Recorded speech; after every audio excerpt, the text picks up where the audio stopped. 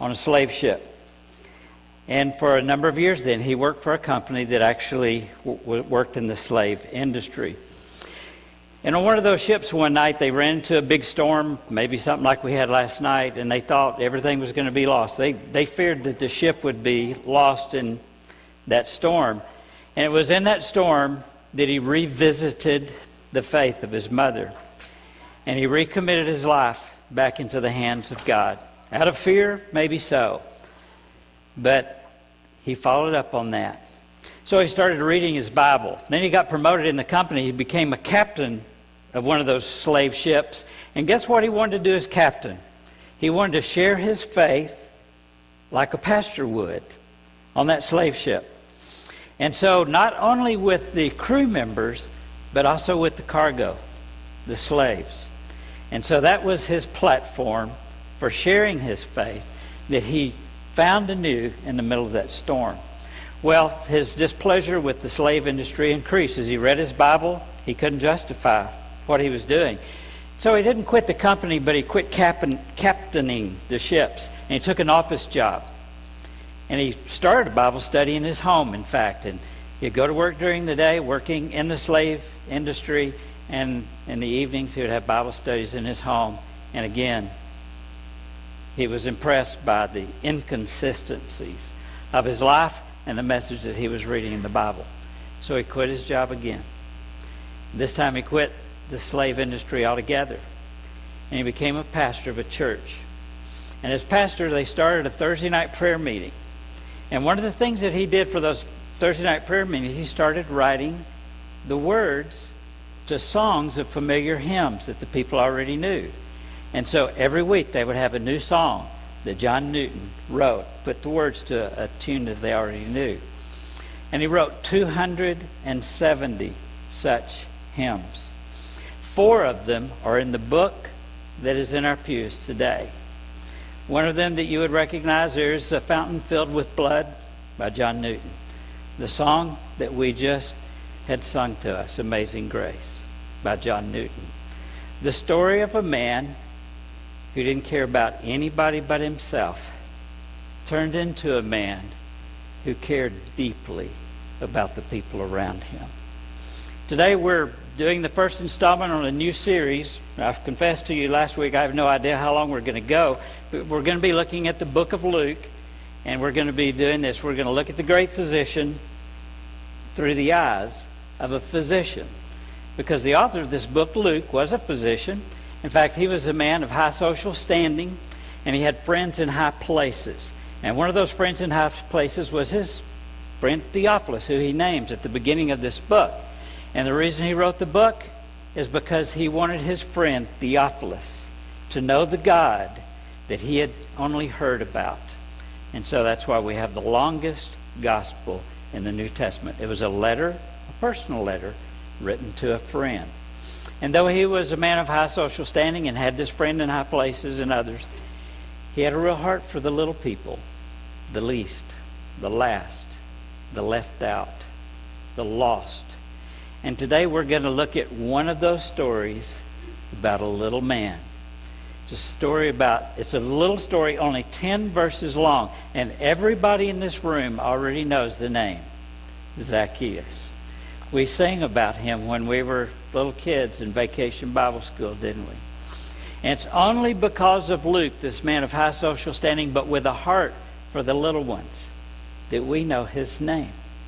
And so I'd like for us to zero in on Zacchaeus today, this little man that Luke could not leave out of his letter to his friend, because he wanted his friend to know what Jesus is really like.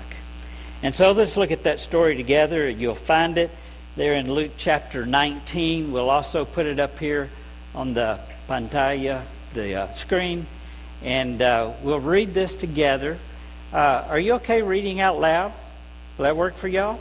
Okay. And we'll probably have 10 different translations of, in English of the Bible. So we'll read from this one. It's the NIV, New International Version. Let's read that together out loud. But don't let the words distract you from the story, because this is a story. And so let's read as such these 10 verses. Let's read it together. And if you'll join me in reading out loud, that'd be fantastic.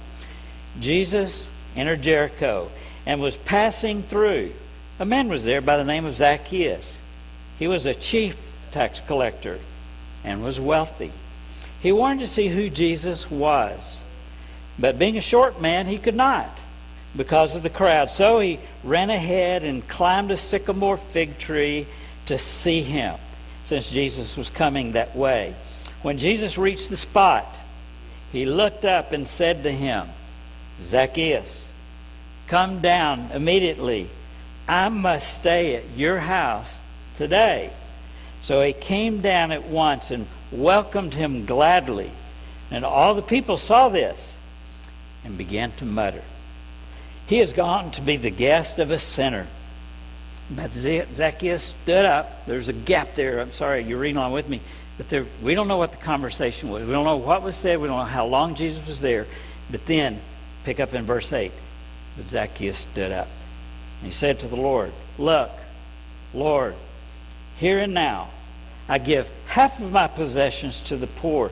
And if I have cheated anybody out of anything, I will pay back 4 times the amount. Jesus said to him, salvation has come to this house, because this man too is a son of Abraham. For the Son of Man came to seek and to save that which was lost. What a great story. And if that was the only story that we had, if Luke's whole gospel was only those 10 verses long, we would already have a clear picture of who Jesus is, wouldn't we? And we would have a clear picture of what it's like to encounter him, to be transformed from, all of us have a version of this, that we only care about ourselves and we don't care about the people around us. But it's a story about this encounter with Jesus totally changing a man's life. And in this afternoon's conversation, the most greedy man in town emerged the most generous man in town. Yep, if we only had that story, we would already have real crystal clear picture of who Jesus is, of who Jesus was. Let's go down through that story and dissect it a little bit. You have it, you look at it on your phones or in your Bibles, if you'd like, back to Luke chapter 19. But let's start out, what did it say? It identified him as a chief tax collector. Now let's talk about tax collectors a little bit. Anybody here work for the tax office? Okay. Well, too bad. I wish we did have someone here. But this is the way the tax system worked in their day. This was the pinnacle of the Roman Empire. And in order to keep their wheels rolling, they had to tax the people. And there were provinces all over the Roman Empire, and one of those was the province of Israel. And it was the practice all over the Roman Empire. This is what they would do. The tax collector's job was up for bid. And the job went to the highest bidder. And por medio de una mordida, in effect, it was by a bribe. You would pay the Roman government so that you could be tax collector. Didn't have elections like we have in Del Rio. And so he was the highest bidder. And that was his job, to collect the taxes. And the Roman government would do this and say, okay, Zacchaeus, congratulations, you get the job. Thank you for your gift to us. And then they would say, here's how much we need from everyone. And they would give him, a chart. If their income lies within this range, we need this much tax money. If their income lies within this range, we need that much tax money. And they gave him the chart. This is how much you're going to have to collect from the people to give to us. But whatever you collect in addition to that is yours to keep. And so that's how they got paid. That's why it was worth the trouble to pay the government for this job, because then he got his income.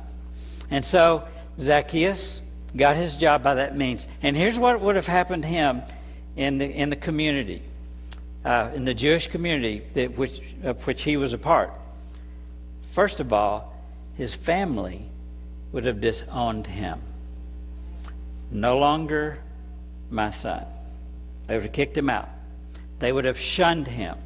And in fact, corporately, the whole Israelite community, the Jewish community, which he had grown up in, would have shunned him. He would have been prohibited from attending worship services like this morning. I warned Robert that I was going to maybe call him out this morning. He was one of our greeters this morning. If we would have been in the day of Jesus and Zacchaeus would have come down the sidewalk, parked his truck, come down the sidewalk to come into church this morning, guess what Robert would have done? No entrada. Can't come. You're out. Because you're a traitor. Because you've committed treason against our community and against our people. You can't come to church. He was shunned. Okay, but there's another key word in that description of Zacchaeus. He wasn't just a tax collector. He was the chief tax collector. And as such, he had climbed the ladder, the corporate ladder of the biggest scam in town. And so he had recruited other sub-tax collectors to work under him, to work for him. And so he got a take of all of their take. This was, I guess, what do they call it? The kind of marketing that you get others like Mary Kay? There you go. Multi-level marketing. And so he was getting a cut of everybody else's cut. And guess what it left him? It says right there in the text. It says, and he was wealthy. And so he would have been a man who sold out. Wealth was more important than his family. Wealth was more important than his community. And he'd left all dignity behind because he only cared about himself. He probably didn't even care that his family had shunned him because guess what? He had great toys. He was a wealthy man. There's another thing we know about him, and this is the part that as little kids we really got, isn't it? He was a short man. I guess today we would say he was vertically challenged. So he was a short man. And because of that, he had heard some things about Jesus. And I'm thinking Luke is thinking about his friend Theophilus. He's heard some things about Jesus, but he doesn't have the whole story yet. Zacchaeus had heard some things about Jesus, but he didn't have the whole story yet. And so Jesus was coming into Jericho that day and was followed by an entourage, a crowd. A whole bunch of people were following him along. And Zacchaeus couldn't see over the crowd. Oh, Lord, forbid that if people come here on a Sunday morning, that they can't see you because we're blocking their view. But he came up with a plan, didn't he? I know what I'll do. I'll run ahead. I'll climb a tree. Well, you can tell that this is a man who left all dignity behind because, a gentleman never runs in public. And he certainly doesn't climb trees. And, I love it when our kids and grandkids come to the house. We have some live oak trees in our yard. One of them is perfect for climbing. It kind of goes up at an angle like that. And those kids like to climb that tree. Our granddaughter Aiden, she gets out of the car, she runs to that tree, and she climbs it just like Zacchaeus did. And I take pictures of her and put it on Facebook. Because it's okay for a kid to climb a tree, isn't it? But Zacchaeus didn't climb the tree so that he would be seen. I think he was a deer hunter. I think this was like his tree stand. I know what, I'll get in the tree and I'll be able to see, but nobody will see me. And so there he was in the tree. Here comes Jesus and the entourage, the crowds. And then it happened. Jesus stopped. And the text says this is the way it puts it. He looked up. And I'm thinking there's a metaphor there we should notice. Jesus was the only man in town who looked up to Zacchaeus. He looked up at him, and then guess what he did? It says it right there in the text. He called him by name, Zacchaeus. Now, in those days it was common, and these days still, names had meanings. You can look them up, baby's name book. Here's what this name means. And if you look up Zacchaeus' book in the baby book of names in the first century, here's what you would have read. Zacchaeus means pure one, righteous. And so Jesus stopped, he looked up, and he said, hey, pure one, a righteous one. You see, Jesus looked at Zacchaeus with eyes that nobody else in town saw him with.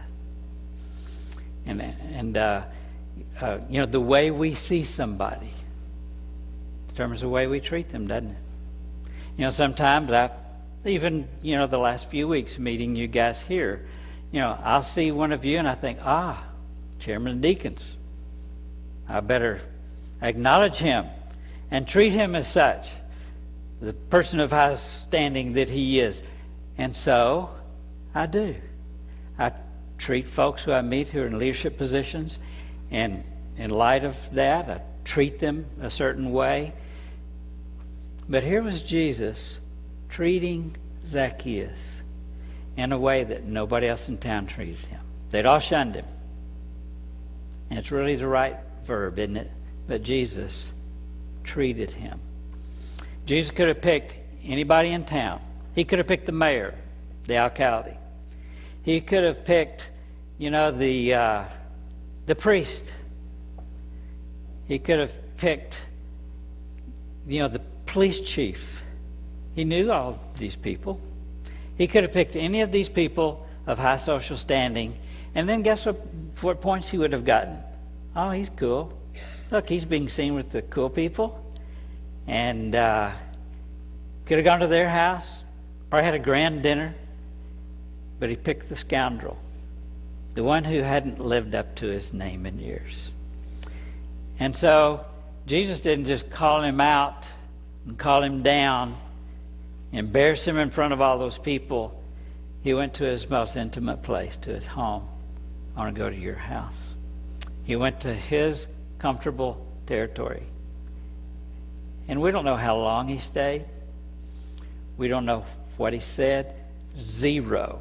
We know nothing of the conversation that happened in that home. Man, I wish I knew. What would fill in the blank between those two verses? What did Jesus say? I need to memorize that. I need to say that. It would have that kind of impact on that kind of man. And I would be, trying to codify these words. And we would probably use it. We would all memorize it. But you know what? I don't think it was the words. I think the words were in keeping with the way he treated Zacchaeus. This is all speculation. But he treated Zacchaeus. He treated a man with dignity that had even moments before showed no dignity whatsoever. Well, you invite him to Zacchaeus' house. And then look what the text says. What did the people do? They murmured. And I can hear this crowd. First of all, they probably got silent. When Jesus stopped, looked up, called Zacchaeus by name, I think he got real quiet. And then they started to murmur. Well, if he really knew who that guy was, he wouldn't go to his house. He wouldn't go to the house of a sinner. You see, they, like us, lived in such a way that we're afraid that if we associate with somebody, that somebody will associate us with them. And if I keep company with the cool people, they think I'm cool. But if I keep company, well, let's use the word that the text used, with sinners, I think I'm a sinner. But Jesus had no care for his reputation. His care for the man in the tree was greater than his care for his own reputation in the community. And so he did. He risked his own reputation and went to Zacchaeus' house. I've worked with college students for a long, long time. And one day, it was early in the fall semester, we'd begun a new year, and we had a leadership team, which, like we always do, among the students. And one of the new leaders was Rachel Gorchinsky. This was in Canada. And I met with all of our student leaders every week. We memorized scripture together, held each other accountable. We'd talk about what we're reading in our quiet times and what God's doing in our lives. And we'd talk a little bit about the planning of what we ought to be doing in this ministry. And I could tell Rachel was distracted and wasn't really engaged all the way. She seemed to be distracted by something. And finally, Rachel said, I have a question for you. She said, I know that, I'm new on the leadership team. And but I haven't always been leadership team material. And I knew this about her. She was a relatively new believer. And she said, I have friends, though. Friends who are not yet believers. And where I meet those friends is where I used to hang out all the time. And where Rachel used to meet her friends was in a bar. And so she was kind of feeling guilty about that and wondering what I would think about that. And she's worried, like, all the people, oh, if he's there, guess what he must be? If Rachel's at the bar, guess what she must be? And so she was more concerned about her friends than she was about her reputation. But I appreciate her sensitivity. She knew that also it wasn't just her reputation that was at stake. It could be the reputation of the Baptist student ministry. And this is what was bothering her. So she said, you know what? I'm willing not to go there if you think that puts in jeopardy the reputation of the Baptist student ministry. So I said, Rachel, do you have a problem with drinking? Is that a context that you're tempted? She said, no. When Jesus came into my life, he took the place that had taken. That is no longer a problem for me. When I'm there, I drink tea. And I said, okay. That being the case, I would have a bigger problem if you didn't go to the bar than if you would keep going to the bar. Aren't we sometimes so freaked out about stuff, what people think of us, and the places we may be, the people we may be seen with, the company we would keep. And because we still have a version of self-centeredness, we're worried about ourselves, our own image, then we would break away from the folks that really need the same encounter with Jesus that Zacchaeus had that day. So that's where Zacchaeus went. Like I said, we have no idea what he said. But, when Jesus had stood up for Zacchaeus previously, hadn't he? Well, guess what? It's time for Zacchaeus to stand up. And so it says that. He stood up. We don't even know how many people were there. The only two we know were Zacchaeus and Jesus. But there are bound to have been some other audience, maybe the rest of his family. In fact, we're going to have that implied here in the next verse. What did Zacchaeus say? He started out with if. It's kind of a funny way to start a sentence, especially after what he said. If I have cheated anybody. Everybody knew Zacchaeus was a cheat. He didn't just cheat people, he was a cheat. And so he had cheated everybody in town. And so if I've cheated anybody, and this is what he said, I'm going to pay restitution. I'm going to give half my money to the poor. Picked out the poor. Again, I think that resonated with Luke, this man who cared so much about the little people in town. I'm going to give half my money to the poor. And this is the next thing he said. And if I have cheated anyone, I'll pay them back 4 times the amount. Man. This week Patricia Leonard posted something on Facebook about a lady who went into a bank and said, I want to open a joint bank account. The banker says, okay, good. Let's get you signed up here. With whom would you like to have this joint account? She said, somebody with a lot of money. Well, Zacchaeus would have had a lot of money. And so he had enough money that he could give half of it away to the poor and still have enough left to pay back all the people that he had cheated 4 times the amount that they had cheated him. And you know what the law of the day required? Read in the book of Leviticus. There were laws about this. If you cheated somebody, here's what you had to do. You had to pay restitution. You had to pay the original amount plus 20%. And Zacchaeus said, man, I'm going overboard here. I'm going to pay him back 400%. I mean, this man had an encounter with Jesus. And just think about it. This man, like John Newton, who didn't care about anybody but himself. A hoarder, greedy man, evil man. He had made his fortune exploiting all of the people in town. They were all the victims of his greed. And guess what? Greedy man became generous man. Because, of all the things, the expressions of selfishness for Zacchaeus was greed. Just greed. I'm going to make a lot of money. I don't have family anymore. My community has shunned me, but I have toys. And so the thing that had been most important to him before had directed all of his life steps, changed in an instant. That's what you call turning an about face. And at the heart of it, I try to back away from these stories, and I work on them early in the week, and then I put them in the crock pot and let it just stew. And I just ask God, let me see what's the heart of this story. What's really the kernel that I need to take away from this story? And this was it. All of us who have some version of selfishness, when we encounter Jesus, I think when Zacchaeus encountered the way this man dealt with him, how he treated him, and he saw at the core of selfishness was collecting all these things. But he knew what it was like in this conversation to be really cared about by somebody else. A man whose own father said, "You're out of here." A man whose own mother said, "Don't come back in my house." A man whose community said, "You can't come to church." But here's this man cared for, cared about, picked above everyone else in town for his company. Cared about. And so what did it do to Zacchaeus? Made him care. All of a sudden he cared.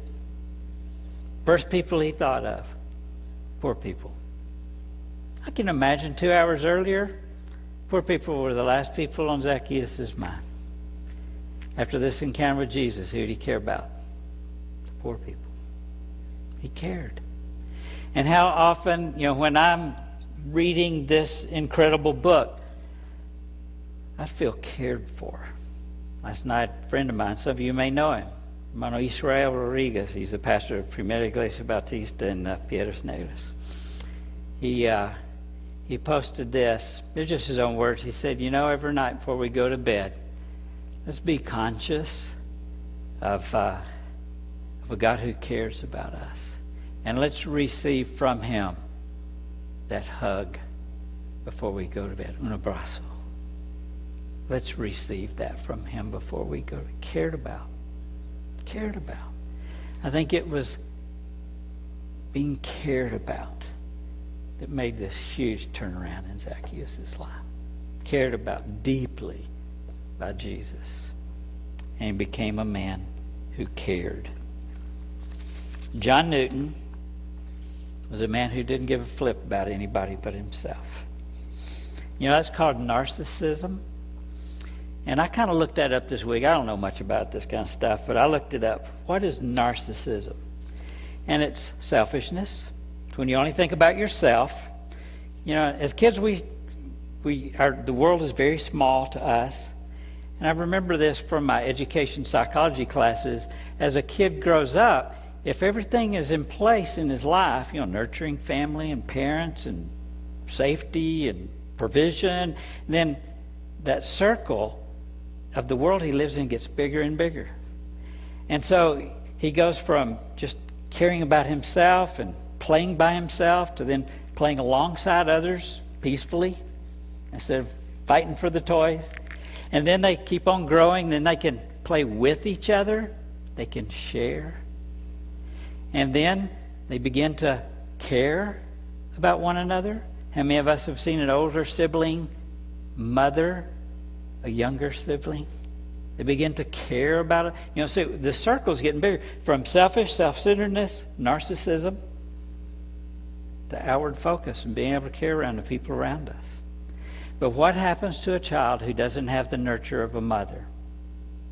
doesn't have the nurture of a father, they become narcissists. It's because they have no choice. They have to take care of themselves. And so themselves becomes the focus. And even as adults, they stay narcissistic because of that void left in their young little hearts. And they grow up, and then I read this. This is the saddest thing I read about narcissists. Even with extensive, ongoing, skillful counseling, most who've been diagnosed as narcissists never get over it. Self-focus. Inability to connect emotionally with the people around them. The inability to be thoughtful of others' needs. Only caring about themselves. John Newton was a narcissist till he encountered Jesus. And what no amount of counseling could have never done changed him. Instead of not caring about anybody, big old heart for the slaves that are in the boat. Big old heart for people he had never cared about before. Just like Zacchaeus. Left this out of John Newton's story a while ago. He wrote a book. Something like this. Thoughts on the African slave trade. Something like that. William Wilberforce read the book about slavery. Some of you saw the movie Wilberforce. Guess who he was? He was a man influenced by John Newton, who wrote Amazing Grace and this book. And he then started a movement that ended up with the abolition of the slave trade in England. Because a man turned from selfish to caring about other people. Many of us in this room have experienced that, haven't we? I shared with you some weeks ago, there were two huge surprises when I became a Christian as a junior in college. The first surprise was this, the relief. I no longer had to earn God's pleasure. It was already done. And the other was, I started to care about the people around me. Remember I told you I'd walk down the sidewalk at Stephen F. Austin, I'd meet somebody and I would wonder, have they heard? Do they know the gospel? And before, I would have never thought about that. I didn't care. But having encountered Jesus, I came out of those encounters caring for. I'm not just trying to make you think highly of me. I'm trying to make us all remember, think highly of Jesus. Without him, none of us would care. You know, the men and women who work hours and hours and hours just to keep the lights on in this building and the sprinkler system. These guys worked on it this week just in time for the rain. Isn't that cool? Scores of people contributing their time and talent and treasure in order to express their care for this institution, for this church and its ministry and the people who come through these doors every Sunday. Because we care. We know what it's like. I'm not bragging on them. I'm not bragging on me. I'm bragging on Jesus. Because if we hadn't encountered him, we wouldn't care. That we have a song like Amazing Grace. It's because John Newton encountered Jesus. It's like Zacchaeus encountered Jesus. Well, Luke wanted his friend to know that's what Jesus is like. And so he picked a little man and wrote a little story about a big God. Totally changed his life. Yeah. John Newton was a captive of selfishness. And Jesus set the captive free. And you know what? He didn't just like Jesus and read his Bible on his own. He even built a community. And he led a community. Because there's a community expression of this thing we call the Christian faith. So we end every Sunday with the same invitation. I hope you don't get tired of it, because we never know who may be here that needs that invitation that day. And if we repeat it 365 times a year and it resonates once, we will do it 365 times. So that's how we're going to finish. If you've heard a story about a big God that changes lives, turns selfish people into caring people, and you want to be a part of a family that has been changed by Him in that way, and you want to become a part of a community that expresses that care to the community around us, we would love to have you join us, because we have a lot of folks that we still need to express the care of God for yet in this community. So this is our invitation to you. Come and join this group. If today you heard for the first time, man, if that's what Jesus did for Zacchaeus, I need something like that done to me. Well, this is your invitation too. Stand up just like Zacchaeus did and take your stand with Him.